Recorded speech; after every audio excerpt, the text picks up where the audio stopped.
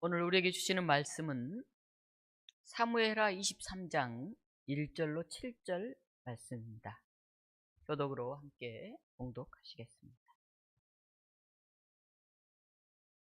사무엘하 23장은 구약성경 503쪽에 있습니다. 이는 다윗의 마지막 말이라. 이세 아들 다윗이 말하며 높이 세워진 자, 야곱의 하나님께로부터 기름 부음 받은 자, 이스라엘의 노래 잘하는 자가 말하노라. 여호와의 영이 나를 통하여 말씀하시며 그의 말씀이 내 혀에 있도다. 이스라엘의 하나님이 말씀하시며 이스라엘의 반석이 내게 이르시기를, 사람을 공의로 다스리는 자, 하나님을 경외함으로 다스리는 자여. 그는 웃는 해의 아침빛 같고 구름 없는 아침 같고 비 내린 후에 광선으로 땅에서 우미 돋는 새풀 같으니라 시도다. 내 집이 하나님 앞에 이같지 아니하냐. 하나님이 나와 더불어 영원한 언약을 세우사 만사에 구비하고 견고하게 하셨으니 나의 모든 구원과 나의 모든 소원을 어찌 이루지 아니하시랴. 그러나 사악한 자는 다 내버려질 가시나무 같으니 이는 손으로 잡을 수 없음이로다. 함께 봉독합니다. 그것들을 만지는 자는 철과 창자루를 가져야 하리니 그것들이 당장에 불살리리로다 하니라. 아멘. 오늘 이 말씀을 가지고 다윗의 마지막 노래라고 하는 제목으로 하나님의 말씀을 증언합니다. 오늘은 영생주일입니다.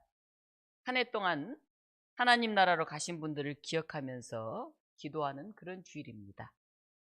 교회력으로 하면 한 해의 마지막 주일이고, 다음 주일부터는 아기 예수님을 기다리는 대림절이 시작되면서 새로운 한 해가 교회력 안에서 열립니다.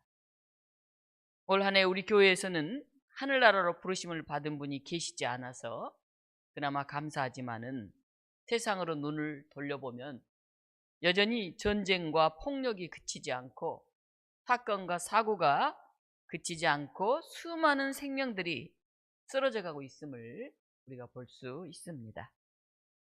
우리는 죽음 앞에 설 때 자연스럽게 숙연해집니다. 지금까지 살아온 시간을 돌아보면서 남겨질 사람들을 떠올리고 죽음 이후의 세계에 대해서도 질문하게 됩니다. 그래서 우리가 죽음 앞에 선다는 것은 곧 자기 정체성을 깊이 성찰하는 시간입니다. 나는 누구인가? 나는 어떻게 살아왔는가? 인간이란 어떤 존재인가? 내 인생 마지막 한마디는 무엇이 될 것인가? 이런 질문을 하게 됩니다. 오늘 본문은 바로 그 지점에서 우리를 부르고 있습니다. 사무엘하 23장은 오늘 1절 들어가면서 이는 다윗의 마지막 말이다 이렇게 되어 있습니다. 마지막 말이라고 하면 보통 유언을 생각하는데 이 유언은 또 다른 우리 열왕기에서 나오죠. 그래서 여기는 이제 유언보다는 다윗이 거의 이제 죽음을 앞둔 노년의 어떤 시절에 했던 그런 다윗의 사실 찬양입니다. 다윗의 마지막 말. 다윗은 한 시대를 풍미했던 사람이었습니다. 소년 시절에는 들판에서 양을 치던 목동이었고 골리앗 앞에서는 물맷돌 하나로 승리를 거둔 그런 사람이기도 했고, 왕이 된 이후에는 수많은 전쟁과 유기를 겪었고, 그래서 죄와 눈물, 회개와 회복을 겪어왔던 그런 사람입니다. 그 다윗이 노년의 문턱에서 자신의 삶을 정리하면서 마지막으로 남긴 그런 다윗의 찬양이 오늘 본문입니다. 다윗은 마지막 정리하는 그 자신에 관한 이야기들을 어떻게 했을까요? 1절 이렇게 시작하죠. 이는 다윗의 마지막 말이라. 다윗은 생애 끝자리에서 자기 자신에 대해서 먼저 이야기합니다. 이세 아들 다윗이 말하며 높이 세움받은 자, 야곱의 하나님께로부터 기름 부음 받은 자, 이스라엘의 노래 잘하는 자가 말하노라. 자기를 네 가지로 소개하고 있습니다. 여러분, 사람이 자기 인생의 마지막에 자신을 누구라고 얘기하는지는 굉장히 중요합니다. 우리는 평소에는 자신에 대해서 이렇게 말할 수 있어요. 저는 무엇을 전공했습니다. 저는 어디에서 일한 전문가입니다. 저는 이러이러한 성과를 냈습니다.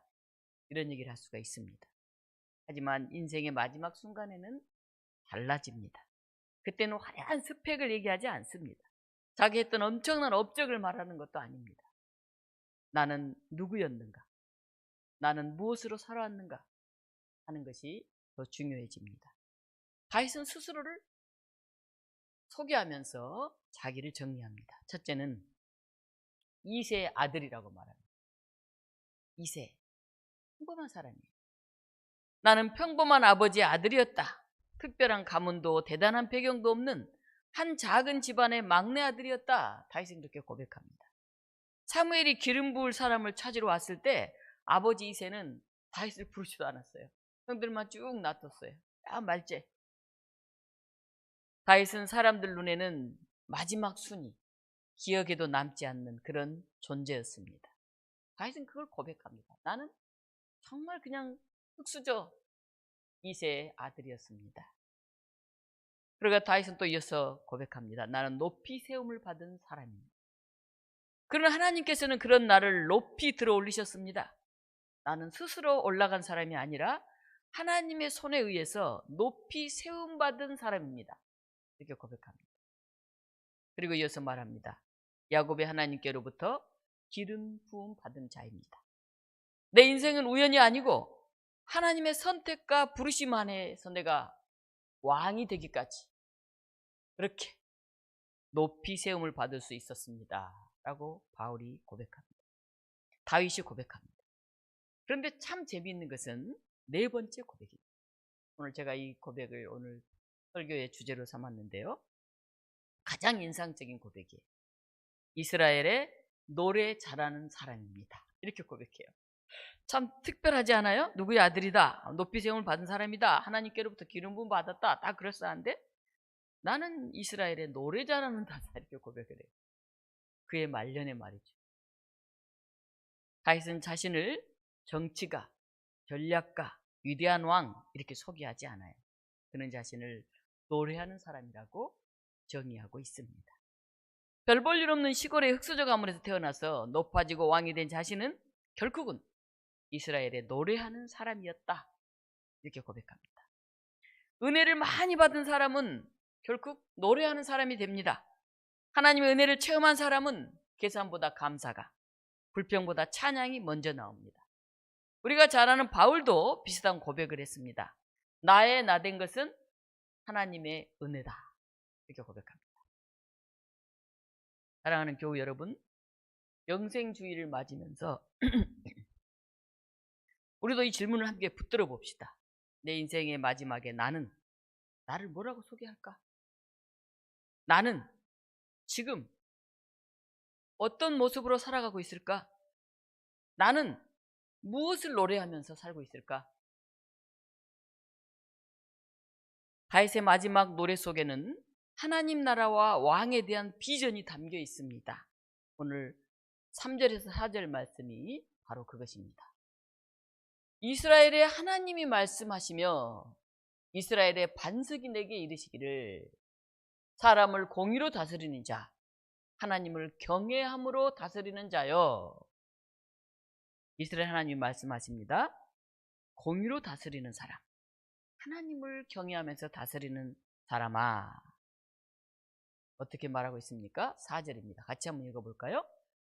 그는 돋는 해의 아침빛 같고 구름 없는 아침 같고 비 내린 후에 광선으로 땅에서 우미 솟는 새풀 같으니라 하시도다. 세 가지 얘기를 합니다. 공의로 다스리는 사람, 하나님을 경외하러 다스리는 사람은 이러이런 것 같다 하고 세 가지 이미지를 말하는데, 하나는 돋는 해의 아침빛. 깊은 밤이 지나면 동쪽 하늘이 서서히 밝아옵니다. 이른 새벽 아직 완전히 뜨지 않는 해의 빛이 온 땅을 은은하게 이렇게 비춰올 때 사람들은 우와, 해가 떠오르는구나, 야, 곧 날이 밝겠구나 하면서 안도합니다. 또 새해 그 첫 떠오르는 해를 보기 위해서 높은 산에 또 먼 바다에 가는 사람들도 있습니다.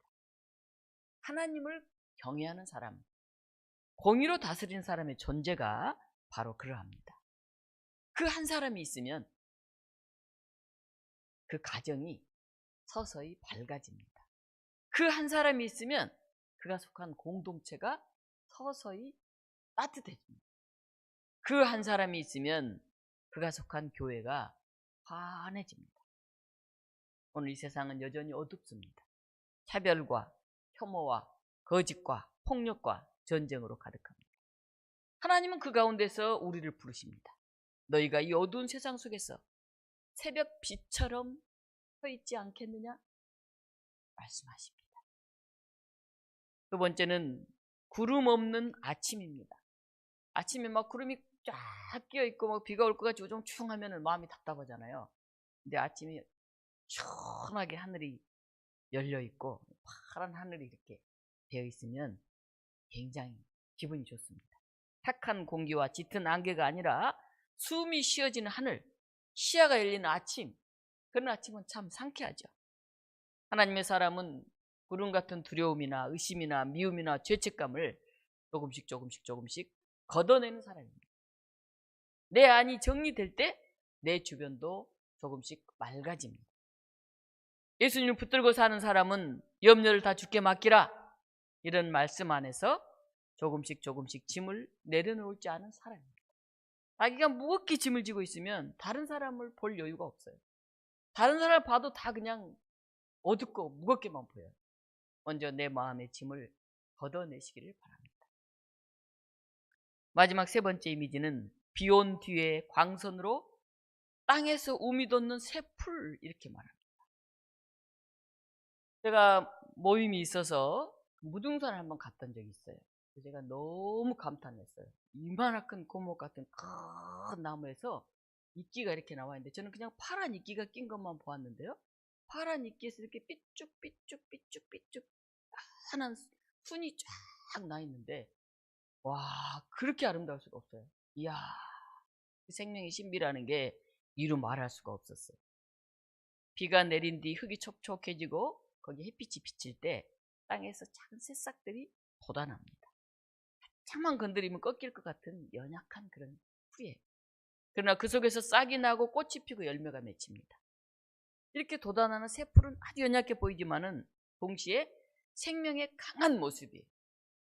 그 단단한 땅을 뚫고 솟아나는 그 연한 순을 우리는 봅니다. 우리가 보기에는 약해 보이지만 그 안에는 하나님의 생명력이 숨쉬고 있습니다.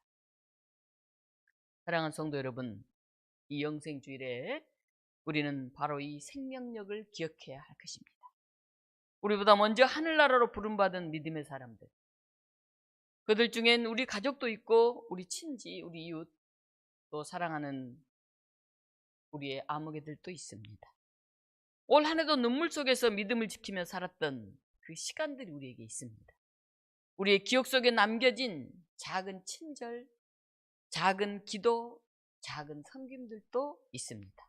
이 모든 것이 바로 비온 뒤의 광선 속에서 돋아난 새풀과도 같습니다. 아주 연약하고 아주 미미해 보이지만은 바로 그것을 통해서 우리의 생명력이 자라나고 꽃이 피고 싹이 트는 것입니다. 본문을 한편으로 악인의 결말도 보여줍니다. 6절로 7절 말씀입니다. 같이 한번 읽어볼까요? 그러나 사악한 자는 다 내버려질 가시나무 같으니 이는 손으로 잡을 수 없음이로다. 그것들을 만지는 자는 철과 창자루를 가져야 하리니 그것들이 당장에 불살리리라. 악한 자는 다 내버림을 당할 가시나무 같다고 했습니다. 가시는 맨손으로 잡을 수 없어요. 뭐 이렇게 열매를 따다가 가시에 탁 찔릴 때도 있죠. 가시에 찔리면 가까이 가면 우리가 늘 찔리죠. 결코 그 가시나무는 불태워질 수밖에 없습니다. 하나님을 떠난 삶, 자기 욕망만을 위해 살면, 그리고 권력만을 붙들고자 하면 그 권력으로 다른 사람을 짓누르고 내가 가진 것을 움켜쥐기만 하고 나누지 않는 이런 삶은 결국 다른 사람을 찌르고 자신에게도 상처를 입히는 가시가 됩니다. 오늘날 욕망 가득한 세상, 물질 만능주의 세상, 권력으로 모든 것을 뒤집어 엎으려고 하는 그런 세상 속에 살고 있기 때문에 우리는 자주 찔림을 당하고 상처를 입습니다. 교회력을 한 해를 마지막으로 보내는 이 영생주일에 우리가 다시 붙들어야 하는 것은 죽은 후에 천국 간다 하는 그런 막연한 위로가 아닙니다. 지금 바로 여기서부터 시작되는 영생을 향한 삶의 방향입니다. 여러분은 가시처럼 살겠습니까? 새풀처럼, 새벽빛처럼, 구름 없는 아침처럼 살아가시겠습니까? 미국 필라델피아에 엘리자 어디먼트 히윗이라고 하는 선생님이 계셨습니다. 어느 날 그녀가 담임하던 반에 문제 학생이 또 말썽을 일으켰습니다. 정말 말썽꾸러기 이 학생. 선생님이 이 학생을 바로 세워보려고 부단히도 노력을 했어요. 그날도 조용히 타이르는데 학생이 갑자기 칠판을 그냥 들어가지고 선생님 등을 탁 내리쳤어요. 그 일로 히윗 선생님은 척추를 크게 다쳤습니다. 그녀는 침대에 누워서 꼼짝도 하지 못한 채 대소변도 남이 받아줘야 하는 그 신세가 되었어요. 자기가 사랑하던 교실도 매일같이 아이들과 함께하는 수업도 다 내려놓을 수밖에 없었습니다. 학생을 잘 가르쳐 보려고 했던 나에게, 신앙생활을 잘하는 나에게 왜 이런 일이 일어났는지 모든 것이 원망스러웠습니다. 6개월 동안 병상에서 시리와 분노의 나날을 보내고 있는데 어느 날 아침 흑인 청소부가 병실을 청소하는데 싱글벙글 웃으면서 막 콧노래를 부르는 거예요. 그래서 이 선생님이 참 청소하는 주제에 흑인 여성이면서 뭐가 좋아 저렇게 콧노래를 부르지? 괜히 심통이 났어요. 그래서 말했어요. 청소부이면서 흑인인 주제에 뭐가 그렇게 즐겁습니까? 속이 좀 뒤틀려서 비꼬듯이 말한 거죠. 그랬더니 흑인 청소부가 말했습니다. 오, 선생님 저 창밖을 보세요. 빨갛고 노랗게 물든 나무들이 얼마나 아름답습니까? 우리 주변을 좀 보세요. 아름답지 않는 게 하나라도 있나요? 내가 흑인이지만은 하나님이 창조한 이 세상은 하나도 안 달라져요. 내가 어떻든 간에 이 아름다운 모습은 그대로 있다고요. 그리고 나는 이 아름다운 세상에서 일하고 있잖아요. 그 청소부는 다시 노래를 흥얼거리면서 병실을 나갔습니다. 겨울이 지나고 봄이 왔을 때 따뜻한 햇살이 그녀의 병실을 비추었습니다. 담당 의사에게 허락을 받아서 휠체어에 의지해서 공원으로 나갔습니다. 따스한 태양빛과 함께 주님의 은총이 갑자기 마음 깊은 곳으로 쏟아져 들어왔습니다. 몇 달 전 흑인 청소부의 말이 갑자기 떠오르면서 선생님이 하염없이 눈물을 흘렸어요. 그리고 생각했어요. 내가 오랫동안 기도하지 않았고, 내가 오랫동안 찬양하지 않았고 하는 것을 깨달았습니다. 그리고 히읗 선생님은 휠체어에 의지해서 다시 병실로 돌아왔을 때 하염없는 회개의 기도를 드렸습니다. 그 기도 끝에 평생 자신을 불구의 몸으로 만든 그 학생을 용서하는 기도가 자기도 모르게 터져나왔습니다. 마음 깊은 곳에 있었던 분노, 시리, 억울함, 거기서 해방되는 평안의 노래가 터져나왔습니다. 이 선생님이 시를 쓰기 시작했는데요. 이제 오늘 부를 내 영혼의 햇빛비치니, 제가 참 좋아하는 찬송입니다. 그 찬송이 되었습니다. 그 뒤도 이휘 선생님은 우리가 너무 즐겨하고 잘 부르는 찬송가 370장, 주 안에 있는 나에게 딴 근심 있으랴, 십자가 밑에 나아가 내 짐을 풀었네, 이런 많은 찬송 시를 남겼습니다. 몸은 마음대로 움직일 수 없었지만은 그의 영혼은 찬송으로 하나님과 많은 사람들 앞에 서 있는 그런 사람이 되었던 것입니다. 히빗 선생님의 삶은 그 마지막에 그는 분명히 이렇게 말할 수 있었을 것 같습니다. 나는 노래하는 사람이었습니다. 나는 하나님을 찬송하는 사람입니다. 사랑하는 여러분, 여러분도 다윗처럼 히빗 선생님처럼 상처 속에서도 노래하는 그 은혜가 있기를 바랍니다. 오늘 영성주일에 다윗의 마지막 노래를 묵상하면서 두 가지 질문을 던집니다. 하나는 여러분 자신을 어떻게 소개하고 싶습니까? 여러분 인생의 마지막에 섰을 때 나는 어떤 사람이었다고 말하고 싶습니까? 성공한 사람, 능력 있는 사람, 똑똑한 사람이라는 말보다는 그는 기도해주는 사람이었다. 그는 우리와 함께 있어주는 사람이었다. 그는 늘 감사하고 찬양하는 사람이었다. 이런 말이 더 아름답게 들리지 않습니까? 다윗은 마지막에 자신을 이스라엘의 노래 잘하는 사람, 무슨 노래를 잘했을까요? 가수란 얘기일까요? 아닙니다. 하나님을 찬양, 어디서나 기뻐하면서 입을 열어 노래했던 사람이라고 자기를 소개합니다. 여러분도 마지막에 이렇게 고백할 수 있기를 바랍니다. 하나님이 나를 세워주셔서 나는 내 삶에서 하나님을 노래하며 살았습니다 라고. 영생을 믿는 사람, 예수 그리스도의 부활을 믿는 사람은 생명과 소망의 노래, 감사와 평화의 노래를 부르게 됩니다. 어떤 처지와 형편에서도 이런 노래를 부르게 됩니다. 여러분의 일상 속에서 이런 노래를 한 소절 한 소절씩 불러볼 수 있기를 바랍니다. 또 하나의 질문은 우리 교회는 이 시대에 이 동네에서 어떤 노래를 불러야 할까요? 갈증과 목마름 가득한 사람들에게 감사와 평화의 노래를 전해야 하지 않을까요? 분열과 혐오가 가득한 세상 속에서 정의와 화해의 노래를 불러야 하지 않을까요? 사랑하는 독립문 교우 여러분, 영생주의를 맞이하면서 우리들의 인생을 돌아봅시다. 다윗은 자신을 하나님을 노래하는 자라고 소개하면서 찬양합니다.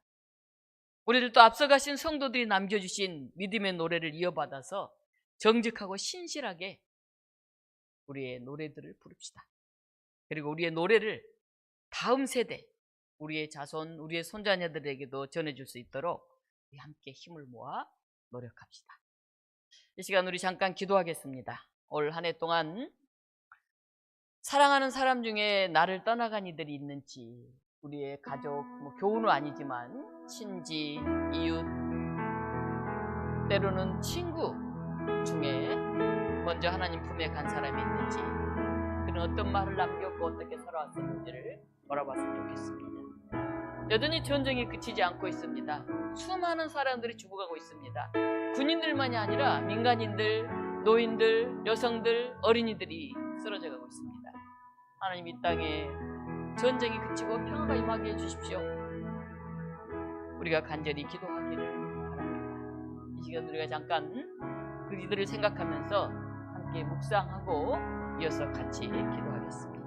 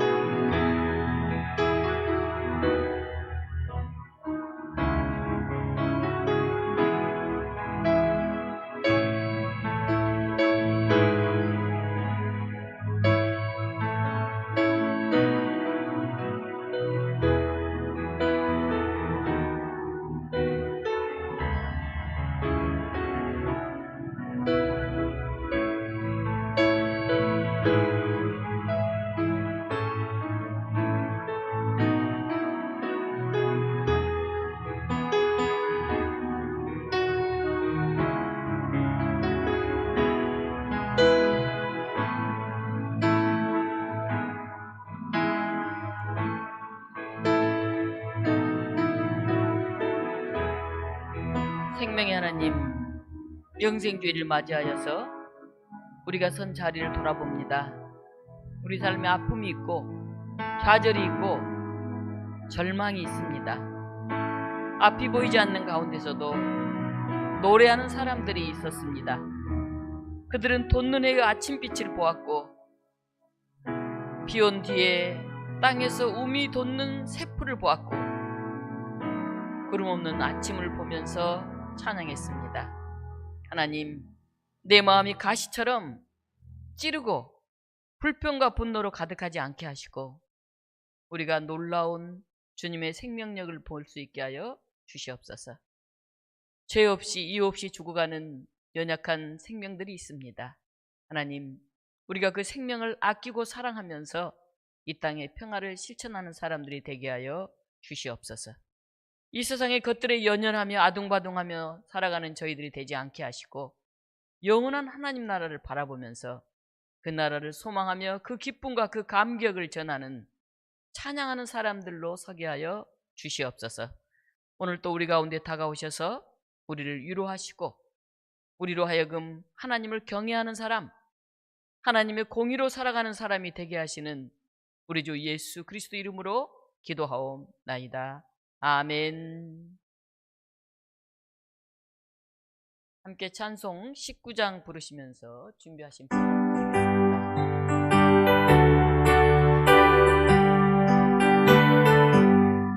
찬송하는 소리 소리를 부르는 어느로